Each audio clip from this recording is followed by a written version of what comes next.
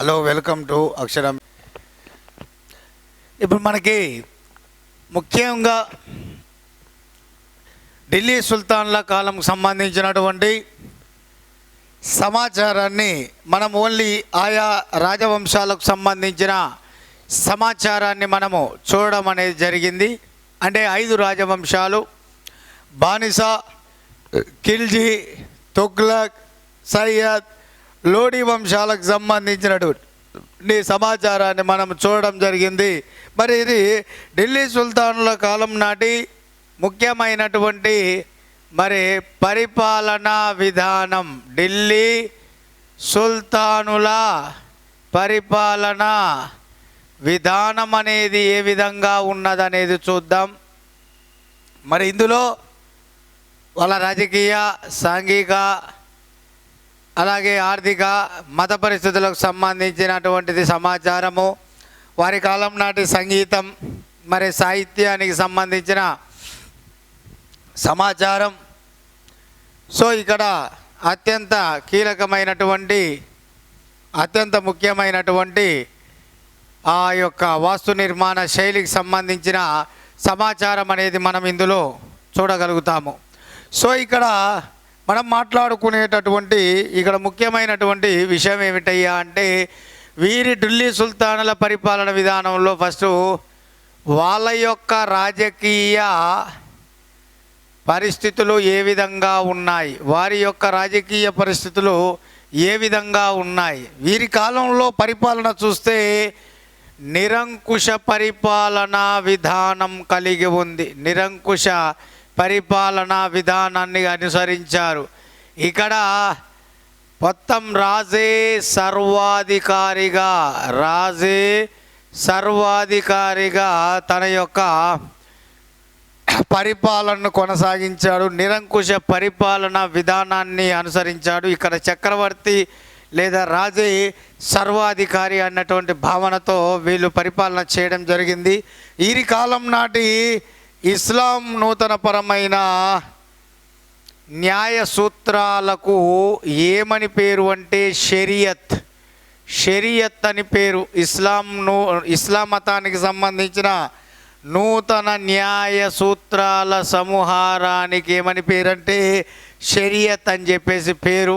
So చాలామంది రాజులు షరియత్ అనుసరించి, ఇస్లాం మత పవిత్ర గ్రంథమైన ఖురాన్ అనుసరించి వీరు పరిపాలన ముందుకు తీసుకెళ్లడం అనేది జరిగింది. మరి ఇందులో ముఖ్యంగా ఇక్కడ ఈ ఇస్లాం మతానికి అంటే ఖురాన్ మత గ్రంథం అనుసరించి, షరియత్ను అనుసరించి వీరు పరిపాలన ముందుకు తీసుకెళ్లారంటే అర్థం, ఈ యొక్క ఢిల్లీ సుల్తానుల్లో చాలామంది రాజులు ఖలీఫాల యొక్క ఆధిపత్యాన్ని అంగీకరించారని అర్థం. ఖలీఫాల యొక్క ఆధిపత్యాన్ని అంగీకరించారని అర్థం వస్తుంది. ఖలీఫాలు అంటే ఇప్పుడు ఇల్టుట్మిష్ ఉన్నాడు, ఆయన ముస్తాసిర్ బిల్లా నుండి మా అంగీకార పత్రం పొందాడు.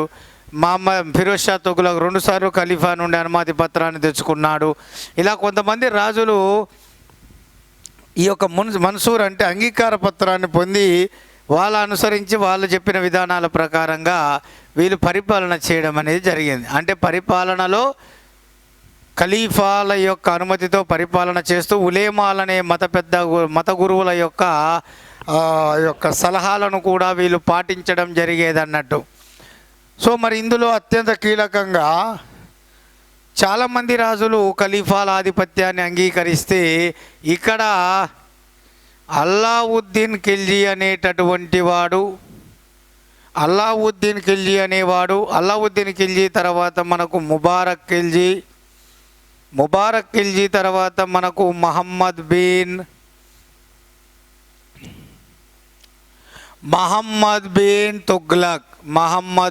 తుగ్లక్. సో ఇక్కడ అల్లావుద్దీన్ ఖిల్జీ, ముబారక్ ఖిల్జీ, మహమ్మద్ బిన్ తుగ్లక్.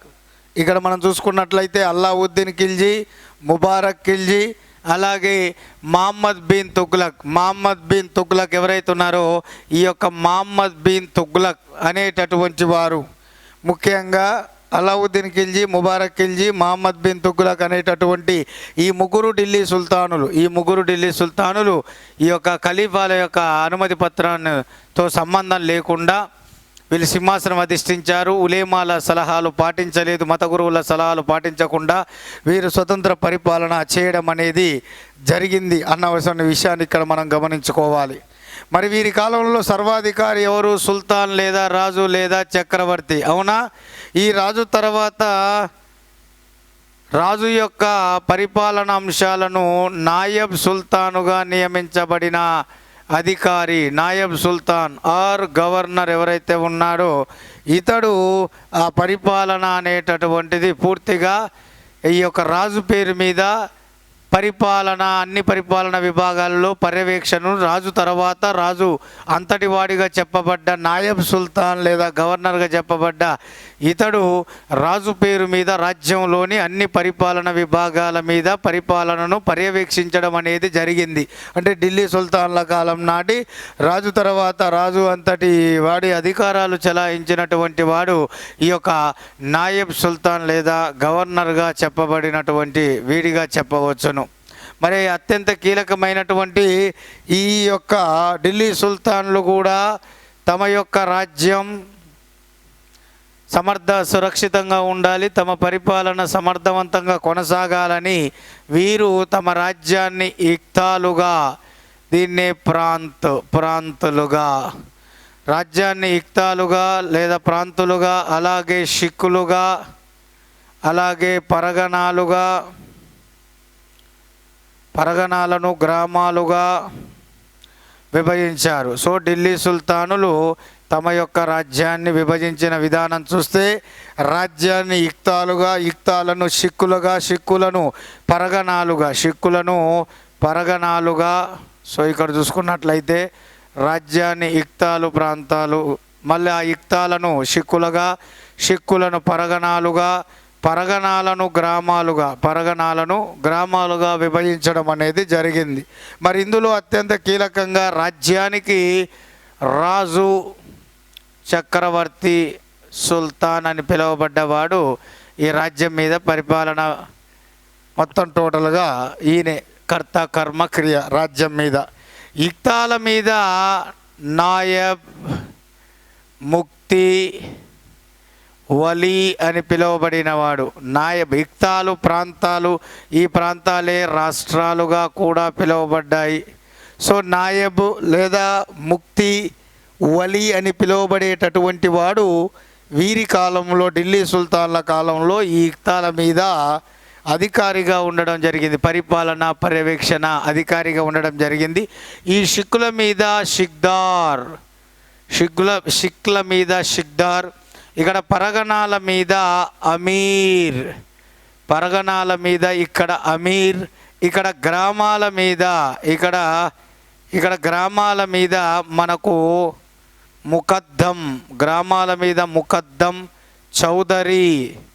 సో ముకద్దం, చౌదరి, పటేల్ అనేటటువంటి పిలువబడిన గ్రామాధికారులు ఈ గ్రామాల మీద ఉండడం జరిగింది. సో ఢిల్లీ సుల్తాన్ల కాలంలో రాజ్యం మీద రాజు, చక్రవర్తి, సుల్తాన్ అని పిలువబడిన వాడు, ఇక్తాల మీద నాయబ్, ముక్తి, వలి అని పిలువబడినటువంటి వారు, షిక్కుల మీద షిక్దార్, పరగణాల మీద అమీర్, గ్రామాల మీద ముకద్దం లేదా చౌదరి లేదా పటేల్ అని పిలువబడిన అధికారులు వీటి మీద పరిపాలన పర్యవేక్షణ అధికారులుగా నియమించబడడం అనేది జరిగింది. ఇక్కడ మనకు క్లియర్గా చూసుకుంటే ఇందులో అత్యంత క్లియర్గా మరి పట్టణాలపై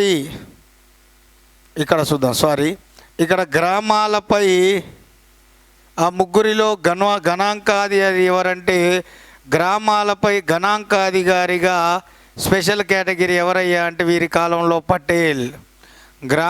ఓన్లీ గ్రామాలలో గణాంకాధికారి సో ఎవరయ్యా అంటే పటేల్ నియమించడం అనేది జలాసరింది. మరి ఇక్కడ జిల్లా స్థాయిలో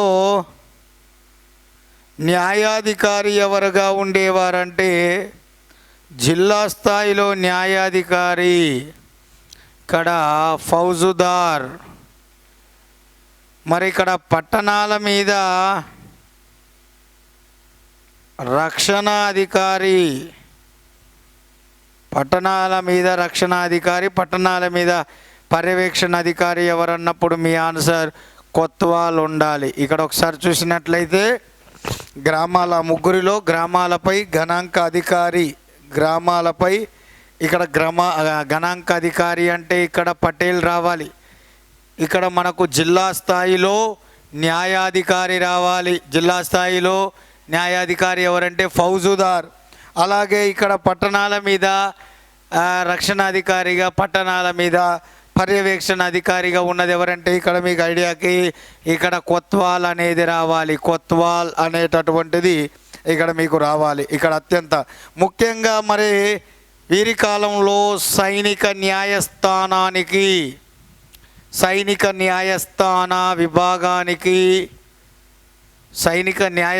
విభాగానికి అధిపతి ఎవరంటే కాజా ఈ అస్ఖానా. సో ఈ కాజా ఈ అస్ఖానా అనేవాడు, కాజా ఈ అస్ఖానా అనేటటువంటి వాడు ఎవరంటే ఈ ఢిల్లీ సుల్తాన్ల కాలంలో సైనిక న్యాయస్థాన విభాగానికి అధిపతిగా ఇతను చెప్పడం జరిగింది, కాజా ఈ అస్ఖానా. సో పోలీస్ అధికారి, రక్షణాధికారి, పట్టణాల మీద కొత్వాలు, జిల్లా స్థాయిలో న్యాయాధికారి ఫౌజుదారు, గ్రామాలపై గణాంకాధికారి పటేలు, సైనిక న్యాయస్థాన విభాగానికి అధిపతిగా కాజా ఈ అస్ఖానా అనేటటువంటి వారు ఉండేవారు అనే విషయాన్ని ఇక్కడ మనకు చెప్పడం జరిగింది. మరి ఇక్కడ అత్యంత కీలకమైనటువంటి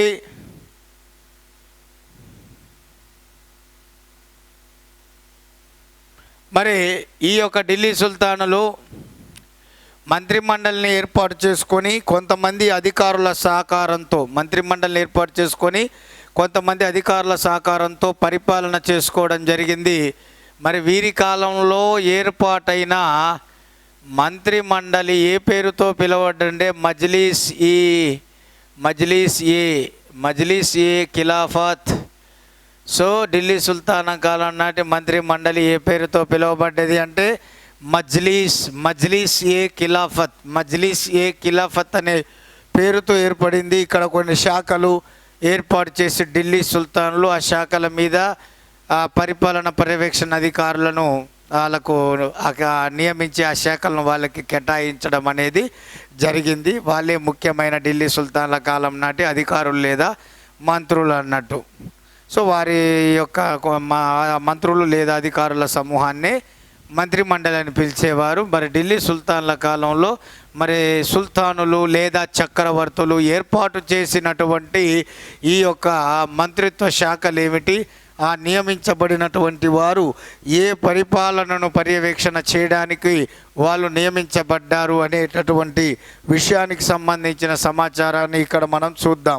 మరి ఇందులో అత్యంత ముఖ్యంగా వీరి కాల మంత్రుల్లో శాఖలు, అధికారులు చూద్దాం. సదర్ సదర్ అనేటటువంటి మతపరమైన సంరక్షణ శాఖ.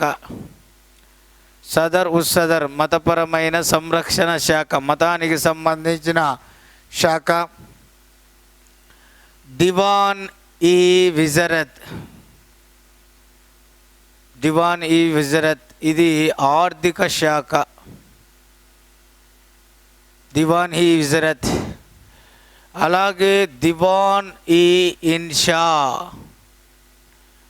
ఇది ఉత్తర ప్రత్యుత్తరాల శాఖ.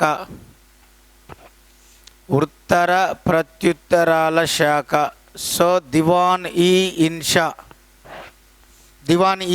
అంటే ఉత్తర ప్రత్యుత్తరాల శాఖ. అలాగే దివాన్ ఈ ఇక్కడ ముస్తక్రాస్ ఇది భూమి శిస్తుకు సంబంధించిన శాఖ.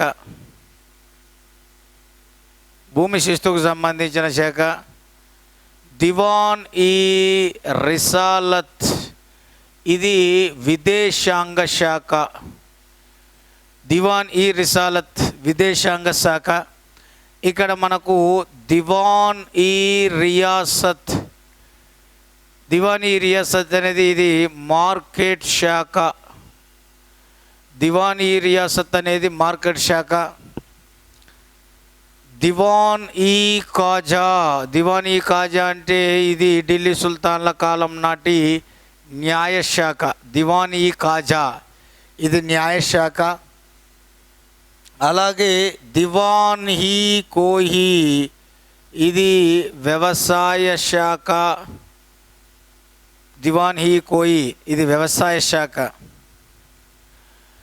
దివాన్ హీ బందగాని, ఇది బానిసల శాఖ. దివాన్ ఈ ఖైరత్, ఇది దాన ధర్మముల శాఖ. అలాగే దివాన్ హీ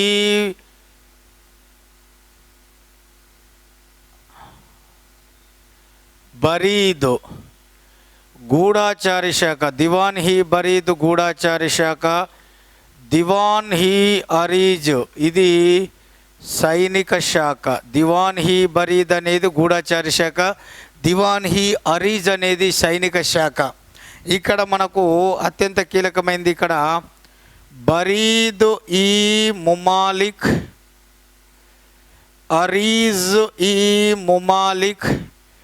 బరీద్ ఈ ముమాలిక్, అరీజ్ ఈ ముమాలిక్, నాయబ్ ఉల్ ఉమాలిక్. ఈ మూడింటికి ముందర దివాన్ యాడ్ చేసుకోండి ఈజీగా.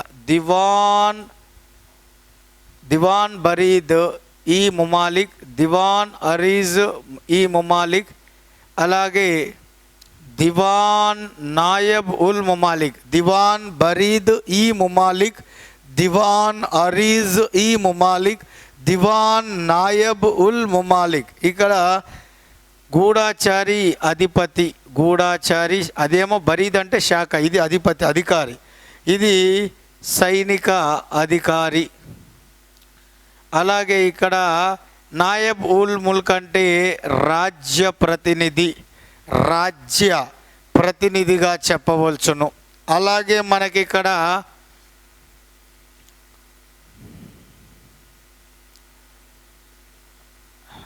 చూద్దాం, ముష్రఫ్ ఈ ముమాలిక్. ముష్రఫ్ ఈ ముమాలిక్ అంటే accountant general, accountant general. Mustafa ఈ ముమాలిక్, ముష్రఫ్ ఈ ముమాలిక్ అంటే అకౌంటెంట్ జనరల్. ముస్తఫా ఈ ముమాలిక్, ముస్తఫా ఈ ముమాలిక్ అంటే ఇక్కడ auditor general, auditor general, auditor general. ఇక్కడ ముష్రఫ్ ఈ ముమాలిక్, ముష్రఫ్ ఈ ముమాలిక్ అంటే అకౌంటెంట్ జనరల్. ముష్రఫ్ ఈ ముమాలిక్ అంటే అకౌంటెంట్ జనరల్. ముస్తఫా ఈ ముమాలిక్, ముస్తఫా ఈ ముమాలిక్ అంటే అడిటర్ జనరల్. ముస్తఫా ఈ ముమాలిక్ అంటే ఇక్కడ అడిటర్ జనరల్. దీనికి సంబంధించినటువంటి విషయాన్ని కూడా ఇక్కడ మీరు అర్థం చేసుకోవాలి. అలాగే సుల్తాన్ ఏ జాందార్, సుల్తాన్ ఏ జానేదార్. సుల్తాన్ ఏ జానేదార్ అంటే రాజు అంతరంగిక దళనాయకుడు. సుల్తాన్ రాజు అంతరంగిక దళనాయకుడు, అంతఃపుర పర్యవేక్షణ అధికారి, అంతరంగ దళ నాయకుడు అన్న సుల్తాన్ ఏ జానేదార్. సో ఇవన్నీ కూడా సదర్ ఉస్ సదర్ అంటే మతపరమైన సంరక్షణ శాఖ. దివానీ విజారత్ అంటే ఆర్థిక శాఖ. దివానీ ఇన్షా అంటే ఉత్తర ప్రత్యుత్తరాల శాఖ. దివానీ ముస్తకరాజ్ అంటే భూమి శస్తు వసూలు చేసే శాఖ. దివానీ రిసాలత్ అంటే విదేశాంగ శాఖ.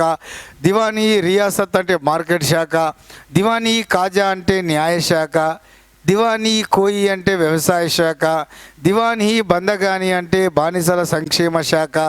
అలాగే దివానీ ఖైరత్ అంటే దాన ధర్మంలోకి సంబంధించిన శాఖ. మరి దివానీ బరీద్ అంటే గూఢాచారి శాఖ. దివాన్ హీ అరీజ్ అంటే సైనిక శాఖ. దివాన్ బరీద్ ఈ ముమాలిక్ అంటే గూఢాచారి విభాగానికి అధిపతి. దివాన్ అరీజ్ ఈ ముమాలిక్ అంటే సైనిక అధికారి, రక్షణ అధికారి. దివాన్ నాయబ్ ఉల్ ముమాలిక్ అంటే రాజ్య ప్రతినిధి. అలాగే ముష్రఫ్ ఈ ముమాలిక్, ముష్రఫ్ ఈ ముమాలిక్ అంటే అకౌంటెంట్ జనరల్. ముస్తఫా ఈ ముస్తఫా ఈ ముమాలిక్ అంటే ఎడిటర్ జనరల్. సుల్తాన్ ఏ జానేదార్ అంటే రాజు అంతరంగిక దళ నాయకుడు, అంతఃపుర పర్యవేక్షణ అధికారిగా చెప్పవచ్చును. మరి అత్యంత కీలకమైనటువంటి వీరి కాలంలో పరిపాలన అంశాలలో రాజకీయ పరిస్థితి సంబంధించిన దాంట్లో అడ్మినిస్ట్రేషన్ విధానానికి సంబంధించి ఎస్పెషల్ ఇది. మరి ఇందులో సైనిక వ్యవస్థలో ముఖ్యమైన అంశాలు ఏమిటి, అలాగే వీరి యొక్క ఆర్థికపరమైనటువంటి అంశాలు, సామాజిక పరమైన మతపరమైనటువంటి అంశాలు ఏమిటి, అందులో వాస్తు నిర్మాణ శిల్ప సంపద సాహిత్యం ఎలా ఉందనేది చూద్దాం. సైనిక వ్యవస్థ వీరి కాలం నాటి సైనిక వ్యవస్థకు సంబంధించిన సమాచారం ఏ విధంగా ఉన్నది అనేది ఇక్కడ ఒకసారి మనం చూసుకుందాం. ఇందులో అత్యంత కీలకమైన వీరి కాలంలో సిద్ధ సైన్యాన్ని ప్రవేశపెట్టింది ఎవరంటే అల్లావుద్దీన్ ఖిల్జీ. ఢిల్లీ సుల్తానుల్లో సిద్ధ సైన్యాన్ని ప్రవేశపెట్టింది మొట్టమొదటిసారి ఎవరంటే అల్లావుద్దీన్ ఖిల్జీ. అంటే ఈయన నేరుగా వాళ్లకు జీతాలు భూములు ఇవ్వకుండా నేరుగా జీతాలు ఇచ్చే పద్ధతిని ప్రవేశపెట్టాడు. సైనికులకు నేరుగా జీతాలు ఇచ్చేటటువంటి పద్ధతిని ప్రవేశపెట్టాడు. అంతకుముందు జీతాలకు బదులుగా భూములు ఇచ్చేది, ఇతడు నేరుగా భూములు ఇవ్వకుండా నేరుగా జీతాలు ఇచ్చే పద్ధతిని ప్రవేశపెట్టాడు. వీరి కాలంలో అత్యంత కీలకమైనటువంటి ఈ సైనికులకు జీతాలు ఇచ్చేటటువంటి అధికారిని ఏమని పిలిచారంటే బక్షీ ఈ ఫౌజ్ అని పిలవడం జరిగింది. వీరి కాలంలో సైనికులకు జీతాలు ఇచ్చే అధికారి ఎవరైతే ఉన్నారో అల్లావుద్దీన్ ఖిల్జీ చేత నియమించబడ్డారో ఆ అధికారి పేరు ఏ పేరుతో పిలువబడ్డాడు అంటే బక్షీ ఈ ఫౌజ్ అనే పేరుతో పిలువబడడం అనేది జరిగింది. వీరి కాలంలో ఈ సైన్యాలు అనేవి కొన్ని రకాలుగా విభజించబడ్డాయి. సైన్యాలు ఒకటి రాజు సేవలో ఉండే సైన్యాలు, అలాగే రాజబానిసలతో కూడిన రాజు సేవలో ఉన్న సైన్యాలు, ఇది రెండో క్యాడర్. మూడోది కేవలం రాజాజ్ఞ మీద మాత్రమే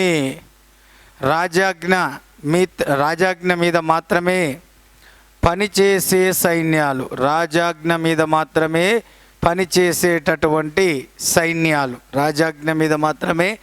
పనిచేసేటటువంటి సైన్యాలు.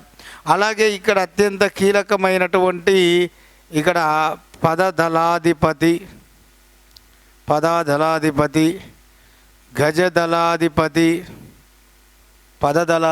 గజదళాధిపతి, అలాగే ఏమంటారు దాన్ని, బాణములు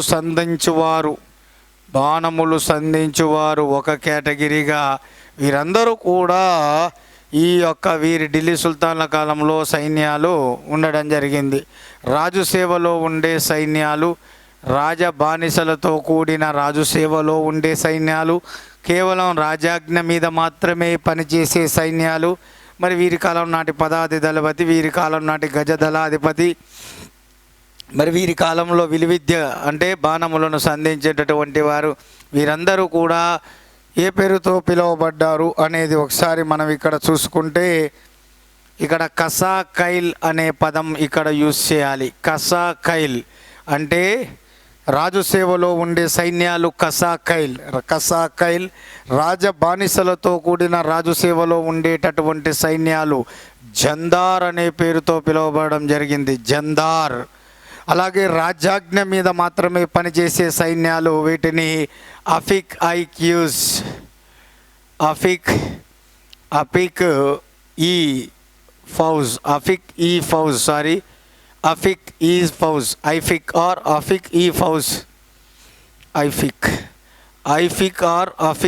ఈ ఫౌజ్ పదదళాధిపతిని ఇక్కడ పాయక్ అని పిలవడం జరిగింది. పాయక్. గజదళాధిపతిని షహానా ఈ ఫిల్, గజదళాధిపతిని షహానా ఈ ఫిల్, పదదళాధిపతిని పాయక్, అలాగే రాజ్యాజ్ఞ మీద మాత్రమే పనిచేసే సైన్యాలు ఐఫిక్ ఈ ఫౌజ్, రాజ బానిసలతో కూడిన రాజు సేవలో ఉన్న సైన్యాలను జందార్ అని పేరు పెట్టడం జరిగింది. జందార్. అలాగే రాజు సేవలో ఉండే సైన్యాలను కసాకైల్ అంటారు. రాజు సేవలో ఉండేటటువంటి సైన్యాలను కసాకైల్ అంటారు. మరి బాణములు సంధించేవారు ఎవరయ్యా ఇక్కడ అంటే ధనుక్ అనేటటువంటి పేరుతో పిలువబడ్డారు. ధనుక్, బాణములు లేదా విలువిద్య కలిగినటువంటి వీరు ఏ పేరుతో పిలువబడ్డారంటే అత్యంత కీలకమైనటువంటి ఈ యొక్క ధనుక్. అలావుద్దీన్ ఖిల్జీ కాలంలో మెయిన్ ఈ సైనిక సంస్కరణలు ప్రవేశపెట్టబడ్డాయి. శాశ్వత సైన్యాన్ని ఏర్పాటు చేసుకున్నాడు. సిద్ధ సైన్యం, స్టాండింగ్ ఆర్మీని మొట్టమొదటిసారిగా ఏర్పాటు చేసి అత్యంత పటిష్టవంతమైన సైనిక వ్యవస్థను రూపొందించుకున్నాడు. కాబట్టి అతడు రాజ్య విస్తరణ ఎక్కువగా చేయగలిగాడు. సో ఇక్కడ మరి అత్యంత కీలకమైనటువంటి ఈ ఢిల్లీ సుల్తాన్ల కాలంలో మరి వీరి యొక్క సామాజిక పరిస్థితులు ఏ విధంగా ఉన్నాయి, దీనికి సంబంధించిన సమాచారం చూద్దాం. మరి ఢిల్లీ సుల్తాన్ల కాలం నాటి సామాజిక పరిస్థితుల్లో మెయిన్ ఇక్కడ మనం అబ్జర్వ్ చేసేది ఆనాటి సమాజంలో అక్కడ ముఖ్యంగా హిందువులు ఎక్కువగా ఉన్నారు. ముస్లిములు హిందువులతో పోలిస్తే తక్కువ.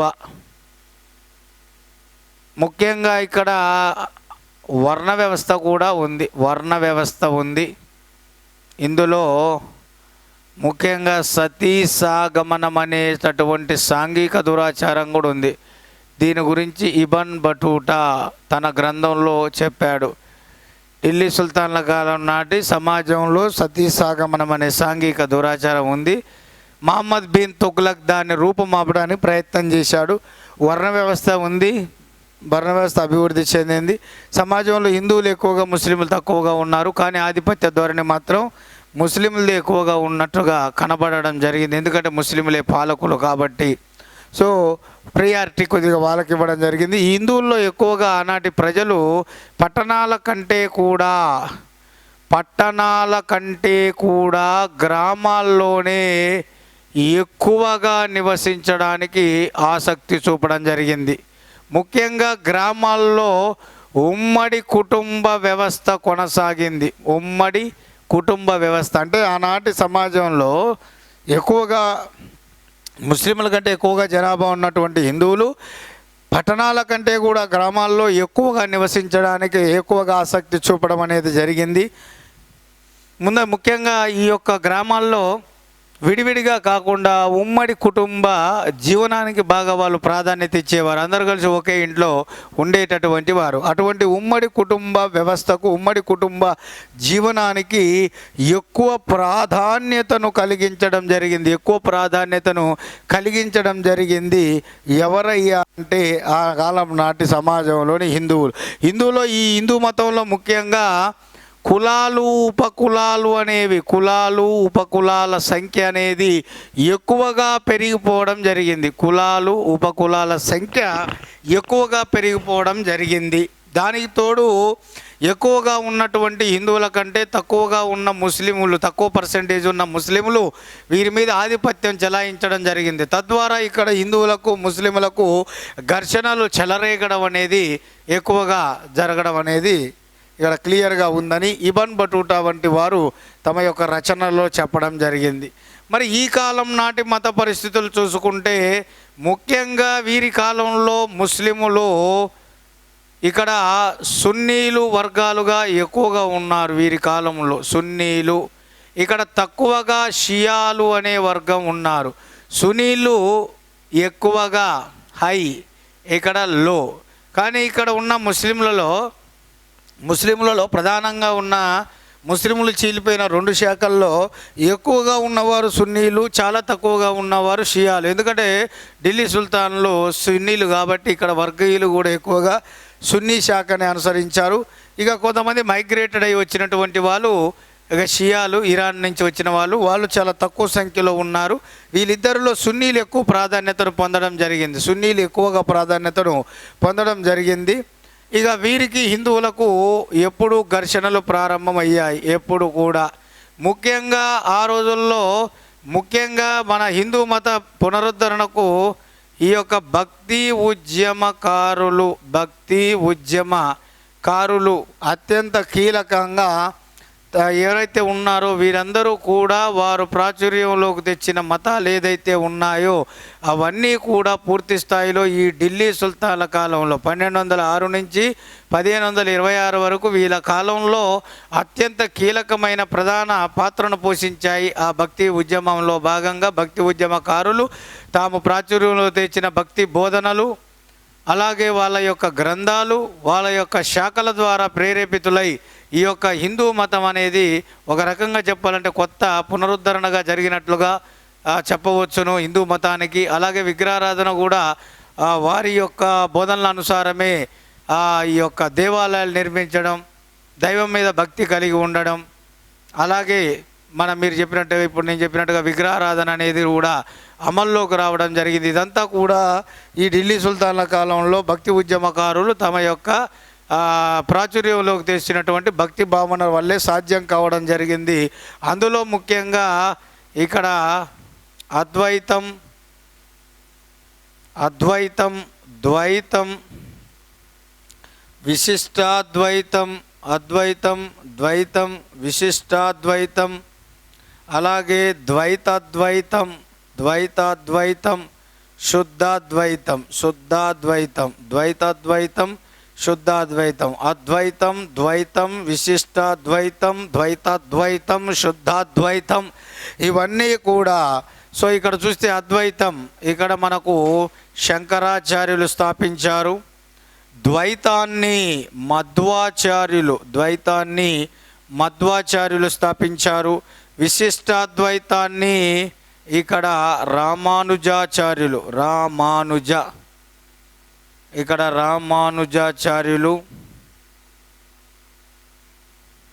అలాగే ద్వైతాద్వైతాన్ని నింబార్కుడు, అలాగే శుద్ధద్వైతాన్ని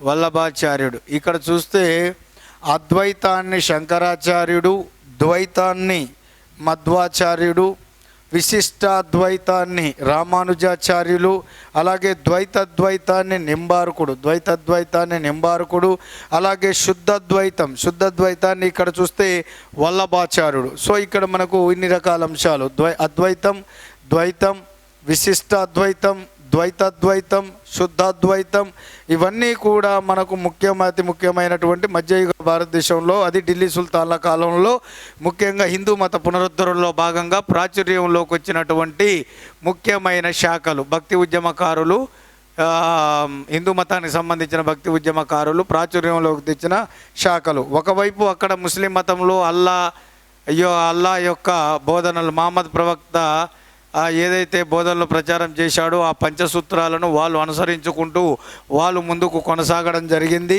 వాళ్ళు కొన్ని మసీదులను ఏర్పాటు చేసుకొని వాళ్ళ యొక్క ప్రార్థనలు వారు చేసుకుంటున్నారు. ఈలోపు మన యొక్క హిందువులు ముఖ్యంగా శివుడు, విష్ణువు, అలాగే దుర్గామాత, అలాగే సూర్యుడు వంటి దేవతలు, ముఖ్యంగా ఈ యొక్క దేవతలకు గుడులు నిర్మించడం, పూజలు నిర్వహించడం, ఇవన్నీ కూడా విగ్రహారాధన చేయడం, ఇవన్నీ కూడా ఎలా జరిగాయంటే ఆనాటి వీళ్ళు ప్రాచుర్యంలోకి తెచ్చిన ఈ శాఖల ద్వారా ప్రజలు అనేవారు ప్రేరేపితులు కావడం వలన ఇదంతా జరిగింది. సో ఇది మనకు ముఖ్యంగా ఇంతవరకు ఇవి మేము గుర్తుంచుకుంటే సరిపోతుంది. మన పరిపాలనా విధానం. నెక్స్ట్ మనకి ఇక్కడ ఢిల్లీ సుల్తాన్ల కాలం నాటి ఆర్థిక పరిస్థితులకు సంబంధించిన సమాచారం ఏమిటి అనేది చూద్దాం. ఇందులో అత్యంత ముఖ్యమైనటువంటి చూస్తే ప్రతి రాజ్యం మన ప్రాచీన భారతదేశ చరిత్ర కాంచి కూడా చూస్తున్నాం. అనేక రాజవంశాలలో వాళ్ళ కాలం నాటి ఆర్థిక పరిస్థితులు చూసుకుంటే ప్రజల ప్రధాన వృత్తి వ్యవసాయంగా ఉండడం జరిగింది. ప్రజల ప్రధాన వృత్తి వ్యవసాయంగా ఉన్నది. ఇది మీరు క్లియర్గా చూస్తూనే ఉన్నారు. ప్రజల ప్రధాన వృత్తి వ్యవసాయం. మరి ప్రజల ప్రధాన ఆదాయం ఏమిటంటే ఇక్కడ భూమి శిస్తు. ప్రజల ప్రధాన వృత్తి వ్యవసాయం. ప్రజలకు సంబంధించినటువంటి ప్రధాన ఆదాయం ఏమిటంటే ఇక్కడ భూమి శిస్తు. ముఖ్యంగా ఢిల్లీ సుల్తాన్ల కాలంలో ఇక్కడ వసూలు చేయబడిన భూమి శిస్తు 1/3 వంతుగా ఉంది. కొన్ని సందర్భాలలో 1/4 వంతుగా కూడా వీరు వసూలు చేశారు. ప్రధానంగా భూమి శిస్తు 1/3, కొన్ని సందర్భాల్లో 1/4.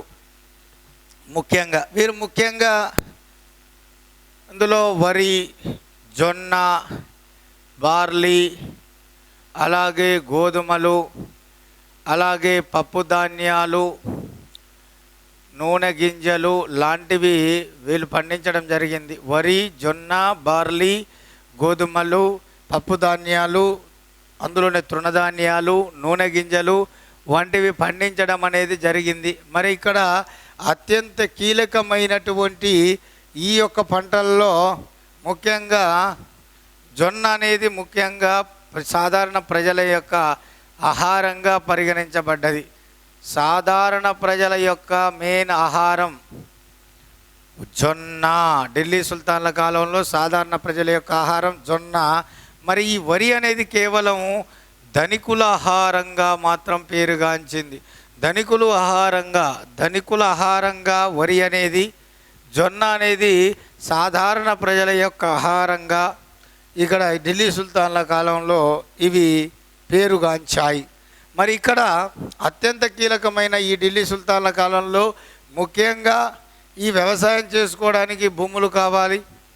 మరి అందులో భూముల్లో కూడా ఢిల్లీ సుల్తాన్ల కాలంలో ముఖ్యంగా 3 రకాల భూములు చలామణిలోకి ఉండడం జరిగింది. భూములు ఢిల్లీ సుల్తాన్ల కాలంలో 3 రకాలు. 1 కల్సా భూమి, 2 ఇక్తా, 3 ఇనాం భూములని. కల్సా భూములు, ఇక్తా భూములు, ఇనాం భూములు. ఇక్కడ కల్సా భూములు అంటే రాజు ఆధీనంలో ఉండే భూములు. రాజు యొక్క ఆధీనంలో ఉండే భూములు కల్సా భూములు. ఇక్కడ ఇక్తా అంటే సైనికుల ఆధీనంలో ఉండే భూములు, సైనిక పోషణ ఖర్చు కోసం ఇవ్వబడిన భూములు. ఇక్తాలు అంటే సైనికుల యొక్క ఆధీనంలో ఉండే భూములు, సైనికులకు ఇవ్వబడినటువంటి భూములు. అలాగే ఇనాం అంటే కవులు పండితులకు దానంగా ఇవ్వబడిన భూములు, కవులు పండితులకు దానంగా ఇవ్వబడినటువంటి పన్నులు. ఇవి జనరల్గా. ఇవి కాకుండా మనకు అత్యంత కీలకమైనటువంటి ఇలా పొందినటువంటి భూములు, అలాగే అత్యంత కీలకంగా సాధారణ ప్రజల ఈ భూములతో పాటు సాధారణ ప్రజలు వ్యవసాయం చేసుకునేటటువంటి భూములు కూడా ఉండేవి అని అర్థం. సో మరి ఇందులో అత్యంత కీలకమైనటువంటి వీరు ముఖ్యంగా ఇందులో కరజ్ అని, జకత్ అని, అలాగే చిజియా, ఉసర్, కామ్స్, అలాగే శ్రెబ్ లాంటి పన్నులు, అలాగే గరి, చెరి లాంటి పన్నులు, మిగతావి కూడా మనం ఆల్రెడీ నిన్న చెప్పుకున్నాం. ఇలాంటి పన్నులు కూడా సాధారణంగా వాళ్ళు విధించినటువంటి ప్రధానమైనటువంటి వసూలు చేసే భూమి శిస్తుతో పాటు ఇవి కూడా ప్రధానంగా ఢిల్లీ సుల్తాన్ల కాలంలో ఈ పన్నులు కూడా వసూలు చేయబడ్డాయి. ఇవేమో ప్రధాన భూమి శిస్తు, ఇవి ఇతర రకాలైనటువంటి శిస్తులు. వీరి కాలంలో వసూలు చేయబడిన శిస్తులు, పన్నులకు సంబంధించిన సమాచారంలో భాగంగా ఇవి ముఖ్యంగా గుర్తుంచుకోవాలి. ఇవేమో వాళ్ళ కాలంలో ఉన్నటువంటి భూములు, ఇవి వారి కాలంలో పండించిన పంటలు. అందులో ధనికుల ఆహారం ఏంటిది అంటే వరి. ఇక్కడ సాధారణ ప్రజల ఆహారం ఏంటంటే, పేద ప్రజల ఆహారం ఏంది అంటే జొన్న అనేదని చెప్పేసి ఈ విషయం కూడా మీరు ఇక్కడ గుర్తుంచుకోవాలి అత్యంత కీలకంగా. మరి ఇక్కడ వీరి కాలంలో అత్యంత కీలకంగా మరి కొన్ని నాణ్యాలు కూడా ప్రాచుర్యంలోకి వచ్చాయి, అమలులోకి వచ్చాయి. మరి వీరి కాలంలో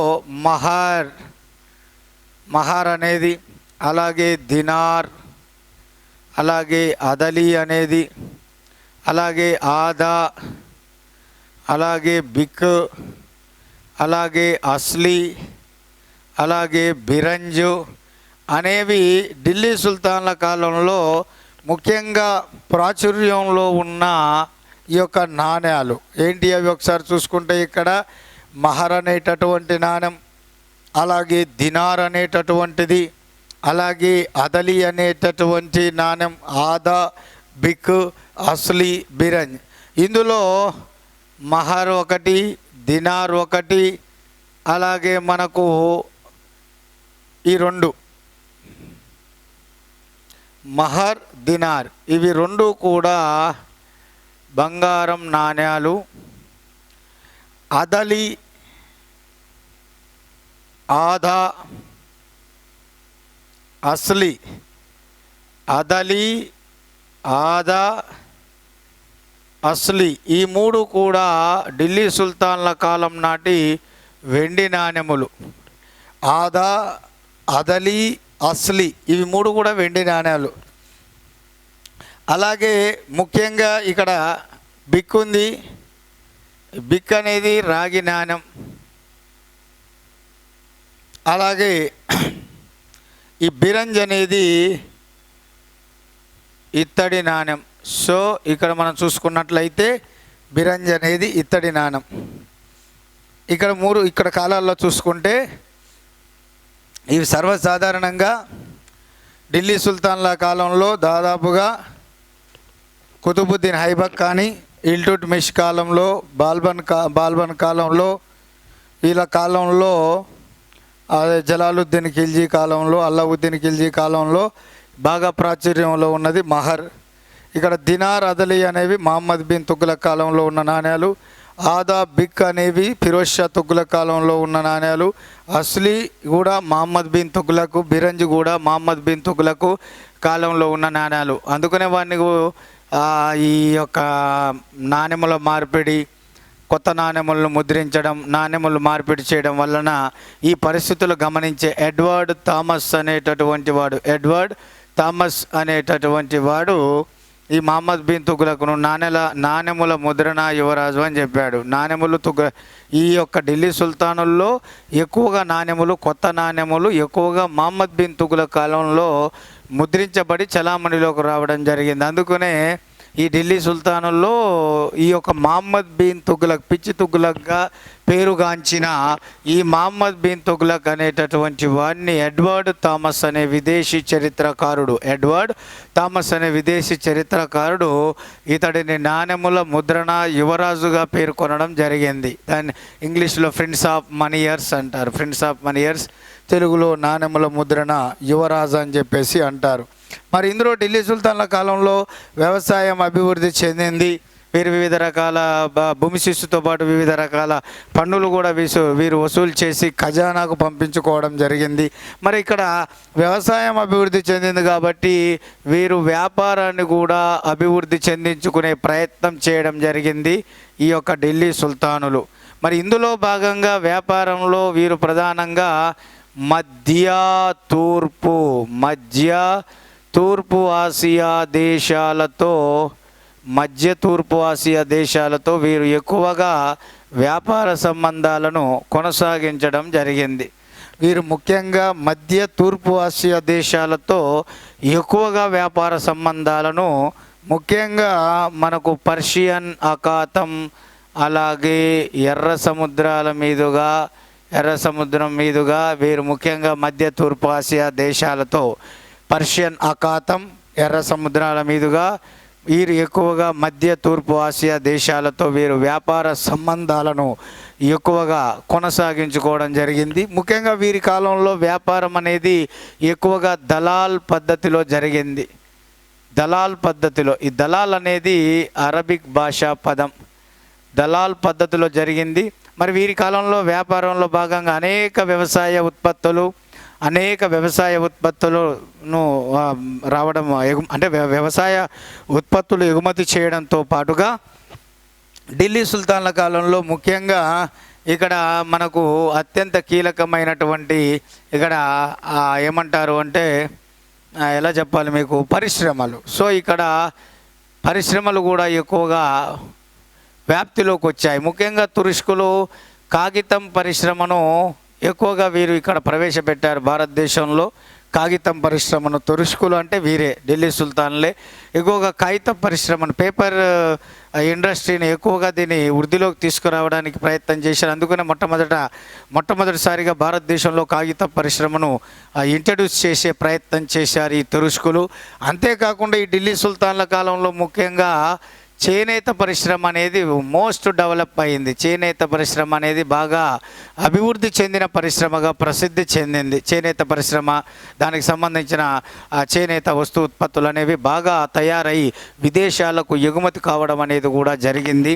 అందులో అత్యంత కీలకంగా ఇక్కడ మనకు చూసుకున్నట్లయితే ఇందులో మనకు ఈ చేనేత పరిశ్రమకు సంబంధించింది, అలాగే మనకు అందులో నూలు వస్త్ర పరిశ్రమ కానీ, వస్త్ర పరిశ్రమ అంటే వస్త్ర పరిశ్రమల్లోనే ఇక్కడ నూలు వస్త్ర పరిశ్రమ, అలాగే మనకు అత్యంత కీలకమైనటువంటి ఈ పరిశ్రమకు సంబంధించిన ఈ యొక్క నూలు వస్త్ర పరిశ్రమకు సంబంధించిన అత్యంత కీలకమైనటువంటి ఏమంటారు దాన్ని, విల్లు పరిశ్రమకు సంబంధించిన చక్రములు ఇవి ఇంట్రడ్యూస్ చేయబడ్డాయి. చేనేత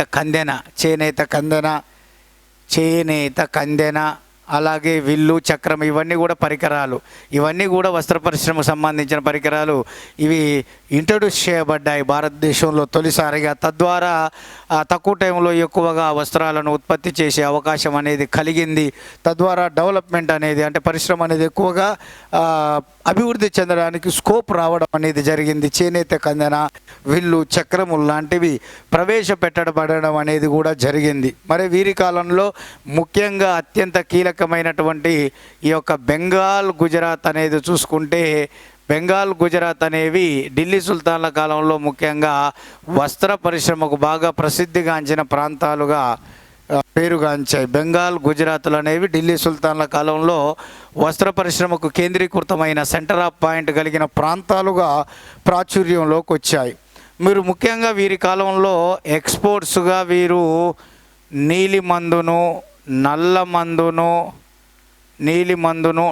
మందును ఎక్కువగా వీరు ఎగుమతి చేయడం అనేది జరిగింది. అలాగే వ్యవసాయ ఉత్పత్తులతో పాటు నీలిమందు, నల్ల మందును ఇక్కడ దిగుమతుల్లో మనకు ముఖ్యంగా వాళ్ళు గుర్రాలను దిగుమతి చేసుకునేవారు, విలాస వస్తువులు దిగుమతి చేసుకునేవారు, అలాగే మత్తు పానీయాలను దిగుమతి చేసుకునేవారు, అలాగే సుగంధ పరిమళాలను దిగుమతి చేసుకునేవారు. గుర్రాలు, విలాసవంతమైన వస్తువులు అంటే గాజు సామాగ్రి, విదేశీ గాజు సామాగ్రి, ఫర్నిచర్ టైప్ అన్నట్టు, అలాగే మత్తు పానీయాలు, వైన్, అలాగే సుగంధ పరిమళాలు, పర్ఫ్యూమ్స్ వంటిని దిగుమతి చేసుకునేవారు. ఎక్స్పోర్ట్స్ అంటే ప్రధానంగా వీరు నీలిమందు, నల్లమందు, నూలు వస్త్రాలు, వ్యవసాయ ఉత్పత్తులు, నీలిమందు, నల్లమందు, వ్యవసాయ ఉత్పత్తుల్లో నూలు వస్త్రాలు ఇలాంటివి ఏదైతే ఉన్నాయో ఆ నూలు వస్త్రాలు, వ్యవసాయ ఉత్పత్తులు, నీలిమందు, నల్లమందు ఇవన్నీ దిగుమతుల్లో గుర్రాలు, విలాస వస్తువులు, మత్తు పానీయాలు, అలాగే సుగంధ పరిమళాలను వీరు ఎక్కువగా దిగుమతి చేసుకోవడం అనేది జరిగిందన్న విషయాన్ని ఇక్కడ మనం చూసుకోవచ్చును. మరి ఇక్కడ ముఖ్యంగా అత్యంత కీలకమైనటువంటి ఈ యొక్క వ్యాపారానికి మనకు ముఖ్యంగా చూసుకున్నట్లయితే, ముఖ్యంగా మార్వాడీలు అనేవాళ్ళు ఎక్కువగా ఈ యొక్క వ్యాపారాన్ని ముందుకు తీసుకెళ్లడం జరిగింది. వీరి కాలంలో రాజస్థాన్లో ఉన్నటువంటి వారు, గుజరాత్ ఈ పరిసర ప్రాంతాల్లో ఉన్నటువంటి మార్వాడీలు అనేటటువంటి వారు ఎక్కువగా ఈ వ్యాపారాన్ని ముందుకు తీసుకెళ్లడం జరిగింది. ముఖ్యంగా గుజరాత్లో బ్రోచ్ అనేది కూడా వీరి కాలంలో ముఖ్యంగా ఒక రేవు పట్టణంగా ఉపయోగపడిందని చెప్పుకోవచ్చును. గుజరాత్లోని బ్రోచ్ అనేది కూడా వ్యాపార పరంగా ఢిల్లీ సుల్తాన్ల కాలంలో వర్తక వ్యాపార పరంగా ముఖ్యమైన రేవు పట్టణంగా కూడా తన పాత్ర పోషించింది అని కూడా చెప్పుకోవచ్చును మిత్రులారా. ఇదంతా కూడా మీకు మనకు ఆర్థిక పరిస్థితుల్లో భాగంగా మీరు ఇది గుర్తుంచుకుంటే ఈ నాణ్యాలు ఇవి ఆ వ్యాపారానికి సంబంధించినవి మనకు సరిపోతుంది. నెక్స్ట్ మనకు వీరి కాలం నాటి సాహిత్యం దానికి సంబంధించి చూద్దాం.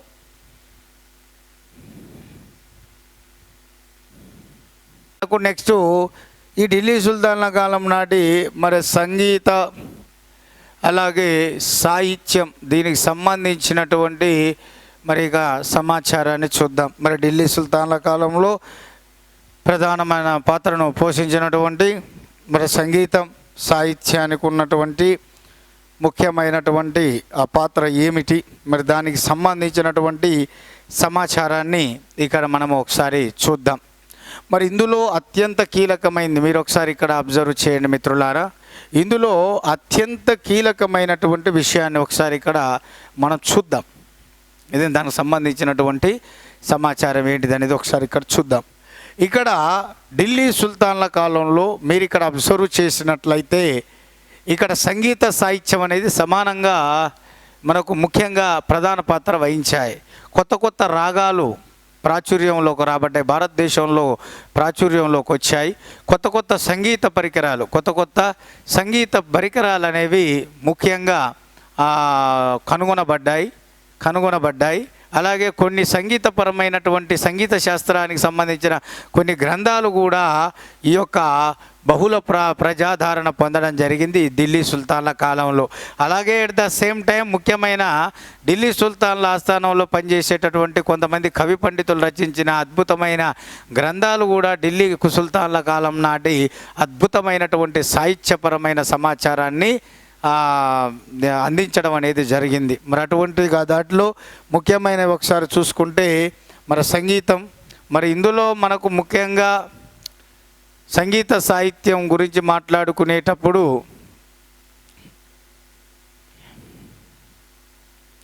అమీర్ ఖుస్రో గురించి మాట్లాడుకోవాలి. అమీర్ ఖుస్రో. సో ఈ అమీర్ ఖుస్రో అనేటటువంటి వాడు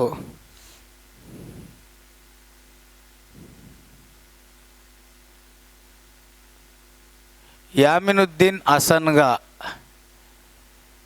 అమీర్ ఖుస్రో యామినుద్దీన్ హసన్గా పిలువబడ్డాడు. అంటే ఆయన ఫస్ట్ స్టార్టింగ్ పేరు యామినుద్దీన్ హసన్, అమీర్ హసన్ యామినుద్దీన్ హసన్గా పిలువబడ్డాడు. అమీర్ ఖుస్రో అసలు పేరు యామినుద్దీన్ హసన్, అదే అమీర్ హసన్.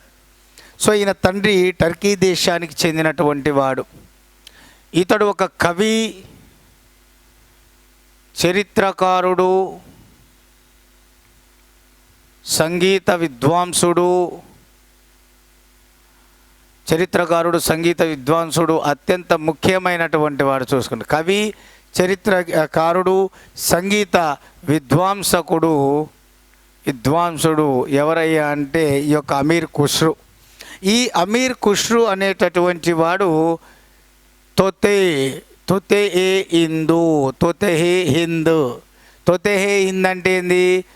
తోతే హిందూ అంటే తోతే అంటే ఇక్కడ తోతే అంటే మనకు తోతా హే హిందూ, ఇక్కడ సారీ అండి, మనకు తోతా హే హిందూ. తోతా అంటే రామచిలక, తోతా హే హిందూ అంటాం. తోతా అంటే రామచిలక, హిందూ అంటే భారతదేశం. సో ఇతన్ని భారతదేశ రామచిలకగా పేర్కొనడం జరిగింది. భారతదేశ రామచిలక, తోతే హే హిందూ. ఇంగ్లీష్లో ఇండియన్ ప్యారెట్ అంటారు. ఇండియన్ ప్యారెట్ అంటే రామచిలక, సీతారామ చిలక. సో భారతదేశ రామచిలక అని తెలుగులో. తోతా హే హిందూ అంటే మనకు హిందీ భాషలో. సో ఇవన్నీ కూడా ఎవరి బిరుదులు అంటే అమీర్ ఖుస్రో, ఆయన అసలు పేరు యామినుద్దీన్ హసన్. ఇతని తండ్రి టర్కీ దేశానికి చెందినవాడు. ఇతడు ఒక కవి, సంగీత విద్వాంసుడు, అలాగే చరిత్రకారుడుగా ఇన్ని రకాలైనటువంటి పాత్రను పోషించాడు.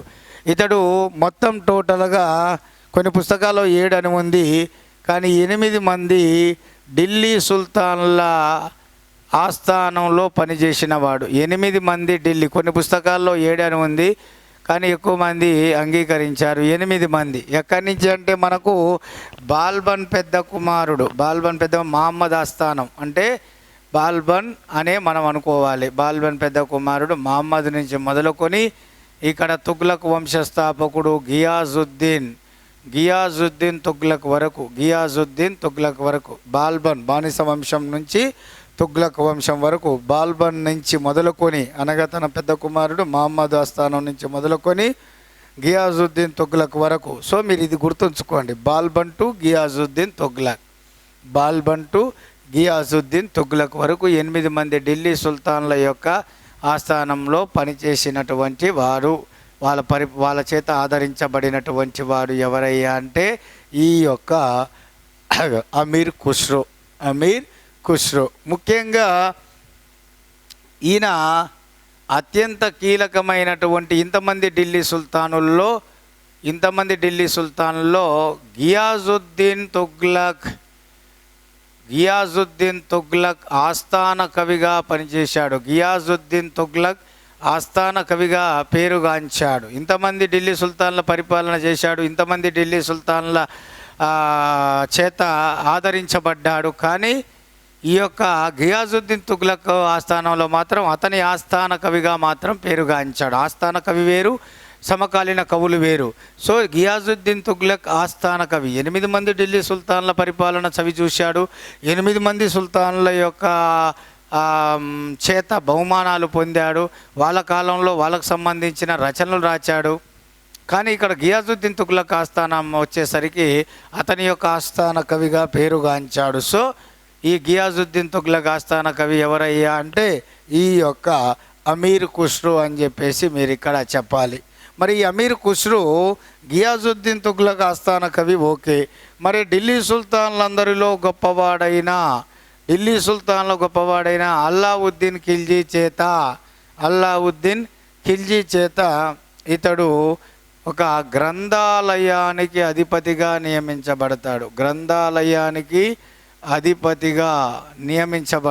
అల్లావుద్దీన్ ఖిల్జీ చేత గ్రంథాలయానికి అధిపతిగా నియమించబడినటువంటి వాడు ఈ యొక్క అమీర్ ఖుస్రో. గియాజుద్దీన్ తుగ్లక్ యొక్క ఆస్థాన కవిగా నియమించబడ్డవాడు అమీర్ ఖుస్రో. అల్లావుద్దీన్ ఖిల్జీ చేత గ్రంథాలయానికి, లైబ్రరీకి అధిపతిగా లైబ్రేరియన్గా నియమించబడ్డవాడు కూడా ఎవరంటే అమీర్ ఖుస్రో. మరి అటువంటి అమీర్ ఖుస్రో అనేవాడు భారతదేశంలో ఈ సంగీతపరమైనటువంటి సంగీత వాద్య పరికరాలను అద్భుతంగా కనుగొని వెలుగులోకి సితారా, తబలా అనే పరికరాలను, ఇవి సంగీత వాయిద్య పరికరాలు. ఈ సితారా, తబలా అనేటటువంటివి సంగీత వాద్య పరికరాలు. సో తంబూరా, వీణ కలిస్తే సితారా, తంబూరా వీణ రెండు సమ్మేళనమే సితారా. తంబూరా వీణ ఈక్వల్ టు సితారా. అటువంటి సితారా, తబలా అనేటటువంటి ఈ రెండు సంగీత వాయిద్య పరికరాలను ప్రాచుర్యంలోకి తీసుకొచ్చిన వాడు, కనుగొన్నవాడు, దాన్ని భారతదేశంలో ప్రవేశపెట్టినటువంటి వాడు ఈ యొక్క అమీర్ ఖుస్రో. అలాగే వీటితో పాటు అమీర్ ఖుస్రో కనుగొన్న ఈ రెండింటితో పాటు రబాబ్ సారంగి అనే సంగీత వాయిద్య పరికరాలు కూడా ఈ ఢిల్లీ సుల్తాన్ల కాలంలోనే భారత్లో ప్రవేశపెట్టబడ్డాయి. అమీర్ ఖుస్రో సితారా, తబలాను ఈయన ఇంట్రడ్యూస్ చేస్తే, ఇక ఇదే ఢిల్లీ సుల్తాన్ల కాలంలో సితారా, తబలాతో పాటుగా ఈ ఢిల్లీ సుల్తాన్లు రబాబ్ సారంగి అనేటటువంటి వాటిని భారత్లో ప్రవేశపెట్టడం అనేది జరిగింది. సో సితారా, తబలా, రబాబ్ సారంగి అనేటటువంటివి అన్నీ కూడా టోటల్గా ఢిల్లీ సుల్తాన్ల కాలంలో ఈ సంగీత వాయిద్య పరికరాలు భారతదేశంలో ప్రవేశపెట్టబడడం అనేది జరిగింది. అందులో ముఖ్యంగా ఇక్కడ అమీర్ ఖుస్రో ఈ సంగీత వాయిద్య పరికరాలతో పాటుగా ఈ యొక్క కొత్త రాగాలను కూడా మనోడు వెలుగులోకి తీసుకొచ్చాడు. అందులో గోరా, అలాగే సనం, అలాగే ఐమన్, అలాగే కవ్వాలి, అలాగే ఖియాల్. గోహరా, సనం, ఐమన్,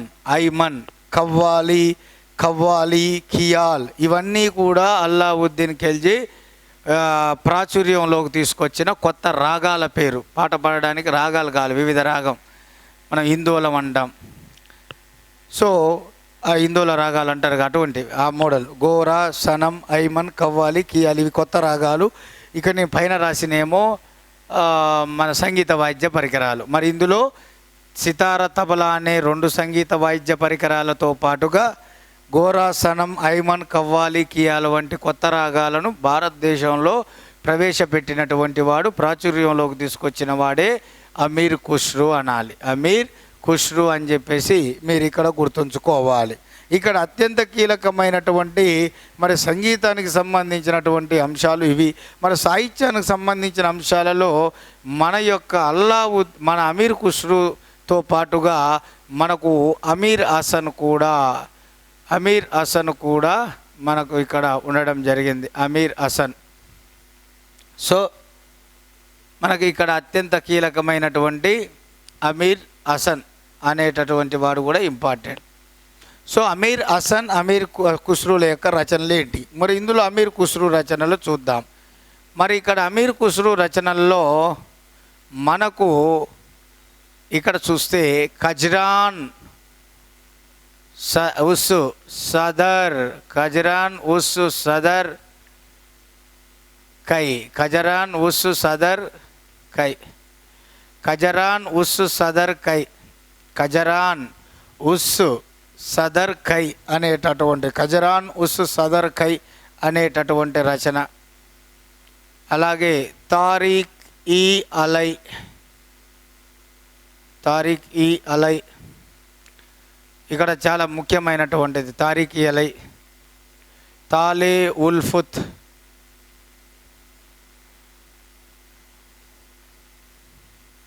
తారే ఉల్ ఫుత్. అలాగే మనకు అత్యంత కీలకమైంది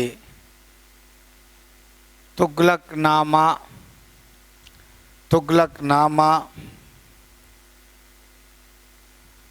నూసిఫర్, ఆషికి. ఇక్కడ ఒకటి మధ్యలో రాసుకుందాం. మిస్తా ఉల్ ఫుత్, మిస్తా ఉల్ ఫుత్, మిస్తా ఉల్ ఫుత్, తారీఖీ అలై, తాలే ఉల్ ఫుత్, తుగ్లక్ నామా, నూసిఫర్, ఆసికి. సో 2, 3, 4, 5, 6, 7 గ్రంథాలు. సో ఇందులో ఖజరన్ ఉస్ సదర్ కై అనే గ్రంథాన్ని బాల్బల్ మనవడైన కైకుబాద్ కోరిక మేరకు రాస్తాడు. మిఫ్తా ఉల్ ఫుత్ అనేది జలాలుద్దీన్ ఖిల్జీ విజయాలు, జలాలుద్దీన్ ఖిల్జీ విజయాల గురించి రచించింది మిఫ్తా ఉల్ ఫుత్. తారీఖీ ఈ అలై అనేది అల్లావుద్దీన్ ఖిల్జీ విజయాలు, అల్లావుద్దీన్ ఖిల్జీ విజయాలు, తారీఖీ అలై. అలాగే తాలే ఉల్ ఫుత్ అనేది అల్లావుద్దీన్ జీవిత చరిత్ర, అల్లావుద్దీన్ జీవిత చరిత్ర, తాలే ఉల్ ఫుత్, తాలే ఉల్ ఫుత్, అల్లావుద్దీన్ ఖిల్జీ జీవిత చరిత్ర. తుగ్లక్ నామా ఇక్కడ గియాజుద్దీన్ తుగ్లక్ గురించి, గియాజుద్దీన్ తుగ్లక్ విజయాలు, గొప్పతనం. నూసిఫర్ ఇక్కడ ముబారక్ ఖిల్జీ గురించి, at the same time Mubarak Khilji గురించి అండ్ ఇండియా గొప్పతనం గురించి, ఇండియా గొప్పతనం గురించి, ముబారక్ ఖిల్జీ గురించి మరియు భారతదేశ గొప్పతనం గురించి వివరిస్తూ నూసిఫర్ గ్రంథం రాస్తాడు. ఆషికి అనే గ్రంథం, ఇందులో ఈ యొక్క కర్ణదేవుడి కూతురు దేవల్దేవి, అల్లావుద్దీన్ ఖిల్జీ కొడుకు ఖిజీర్ ఖాన్, ఈ ఖిజీర్ ఖాన్ దేవల్దేవిల యొక్క ప్రణయ వృత్తాంతాన్ని వివరించడం జరుగుతుంది. సో ఖజరన్ ఉస్ సదర్ కై, ఖజరన్ ఉస్ సదర్ కై. సో ఇది ఖజరన్ ఉస్ సదర్ కై అనేది కైకుబాద్ కోరిక మేరకు. అలాగే మిస్తా ఉల్ ఫుత్ జలాలుద్దీన్ ఖిల్జీ గురించి, తారీఖీ అలై అల్లావుద్దీన్ ఖిల్జీ విజయాలు, తాలే ఉల్ ఫుత్ అనేది అల్లావుద్దీన్ జీవిత చరిత్ర, తుగ్లక్ నామా గియాజుద్దీన్ తుగ్లక్ గురించి, నూసిఫర్ ముబారక్ ఖిల్జీ అలాగే భారతదేశ గొప్పతనం గురించి, ఆషికి అనే గ్రంథంలో వాగ్గేల కర్ణదేవుడు కూతురు దేవల్దేవి, అలాగే మరియు ఇక్కడ ఖిజీర్ ఖాన్ అంటే అల్లావుద్దీన్ ఖిల్జీ కుమారుడైన ఈ యొక్క ఖిజీర్ ఖాన్ల యొక్క ప్రణయ వృత్తాంతం గురించి వివరించడం అనేది జరిగింది. మరి ఇక్కడ అత్యంత ముఖ్యమైనటువంటి అమీర్ హసన్ అనేటటువంటి వారు రచన చూస్తే మనకు షేక్ నిజాముద్దీన్ జౌలియా, నిజాముద్దీన్ జౌలియా జ్ఞాపకాలు, షేక్ నిజాముద్దీన్ జౌలియా జ్ఞాపకాలు అనేటటువంటిది ఈయన యొక్క రచన. ఎవరి యొక్క రచన? అమీర్ హసన్. ఈయన Sadi of India, Sadi of Amir Hasan బిరుదు Sadi of India, Sadi of India బిరుదు పొందినవాడు Amir Hasan, Sadi of India. So Amir Hasan అనేవాడు సాదీ ఆఫ్ ఇండియాగా అనే బిరుదుతో పొందాడు, సాదీ ఆఫ్ ఇండియా. ఈయన రచించింది షేక్ నిజాముద్దీన్ జౌలియా జ్ఞాపకాలు, the memories of Sheikh Nizamuddin Auliya, the memories of Sheikh Nizamuddin జౌలియా.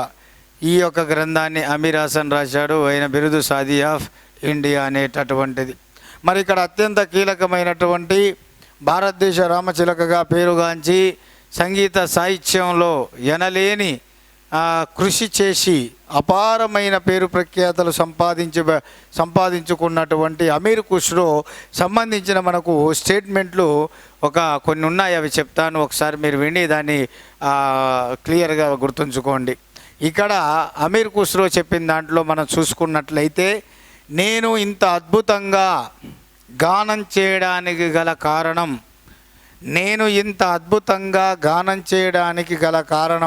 నేను భారతదేశంలో నివసించడమే.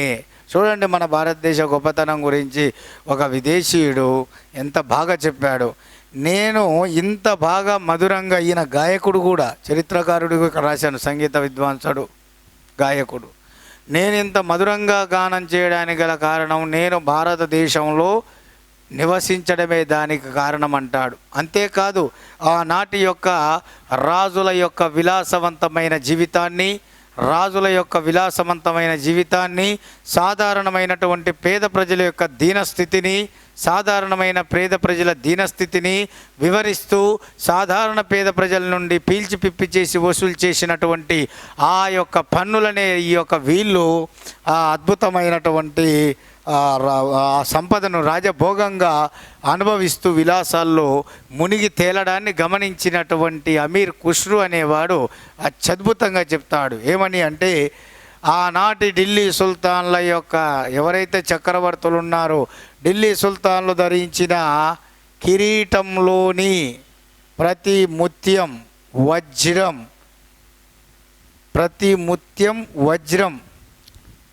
గడ్డకట్టిన పేదవాడి నీటి బిందువులు,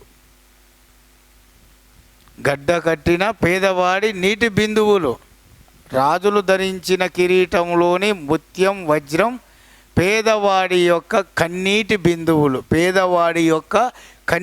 బిందువులు అంటూ ఎంత అద్భుతంగా చెప్పాడో చూడండి. ఆనాటి రాజులు ధరించిన కిరీటంలోని ముత్యం, వజ్రాలు, రాళ్ళు ఏవైతే ఉంటాయో అవన్నీ కూడా పేదవాడి కన్నీట బిందువులే అవి గడ్డకట్టి అలా అయ్యాయి. అంటే గడ్డకట్టాయా కాదు, దాని అర్థం ఏంది? వీళ్ళ యొక్క కష్టాన్ని వాళ్ళు పన్నుల రూపంలో, వచ్చిరాని ఎక్కువ పన్నుల రూపంలో వసూలు చేసి వాటి ఖజానాకు తరలించుకొని దాన్ని, ఆ సంపదను వాళ్ళు అనుభవించేవారు. కిరీటాలు కానీ, వాళ్ళ అంతరింగిక ఖర్చులు కానీ, వాళ్ళ వినోదాలు, ఉల్లాసాలు కానీ, వాళ్ళు మొత్తం పన్నులు చెల్లిస్తుంటే వీరు ఇక్కడ ఎంజాయ్ చేయడం జరిగేది. అది ఆ పరిస్థితిని చాలా చక్కగా వివరించడం అనేది జరిగింది, ఒక స్టేట్మెంట్. రెండోది ఏంటిది? నేను ఇంత చక్కగా గానం చేయడానికి గల కారణం, మంచిగా పాడడానికి కారణం, నేను భారతదేశంలో నివసించడమే అనేటటువంటి ఒక విషయాన్ని మనకు వివరించడం జరిగింది. మరి అత్యంత కీలకమైనటువంటి ఇక్కడ మరో ముఖ్యమైనటువంటి విషయం గురించి కూడా మనం మాట్లాడుకోవాలి మిత్రులారా. ఏంటిదా మరో ముఖ్యమైనటువంటి విషయం? ఏమిటి ఆ మరో ముఖ్యమైనటువంటి విషయం అన్నప్పుడు, ఇక్కడ అత్యంత కీలకమైన, ఇక్కడ మీరు ఒకసారి ఇక్కడ చూసుకున్నట్లయితే, మూడవది, భూమిపైన స్వర్గం అనేది ఉండి ఉంటే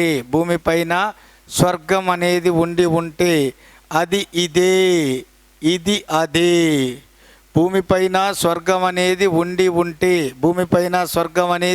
ఉంటే అది ఇది అదే అని అమీర్ ఖుస్రో ఏ ప్రాంతం గురించి వివరించాడంటే, కాశ్మీర్. ఇది కూడా మన ఎగ్జామ్లో అడిగిన క్వశ్చన్ ఏమిటంటే కాశ్మీర్. భూమిపైన స్వర్గం అనేది ఉండి ఉంటే అది ఇదే ఇది అదే అంటూ కాశ్మీరును భూతల స్వర్గంగా, కాశ్మీరును భూతల స్వర్గంగా అభివర్ణించినవాడు, కాశ్మీరును భూతల స్వర్గంగా అభివర్ణించినటువంటి వాడు ఎవరయ్యా అంటే ఈ యొక్క అమీర్ ఖుస్రో. మనకు ఇందులో సంగీత సాహిత్యంలో అత్యంత కీలకమైనవి ఇవి.